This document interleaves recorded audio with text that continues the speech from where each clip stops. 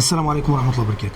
تخيل لو تقدر تحول فيديوهاتك العادية لفيديوهات سينمائية زي كده. تقدر تعمل مونتاج احترافي زي مثلا انك تضيف ساوند افكت، انيميشن، تكست. يعني تقدر تتحكم في كل تفصيلة من الفيديوهات بتاعتك بنفسك. انا عارف ان برامج المونتاج شكلها يخوف، لكن الحقيقة سهلة جدا لو اتعلمتها صح. وعلشان توصل لكده احنا عملنا على القناة دي كورس ادوبي بريمير برو فروم اي تو زي مجانا. واللي عاوزك تعرفه بس ما تستغربش ان ده اول كورس كامل الشرح بالعربي.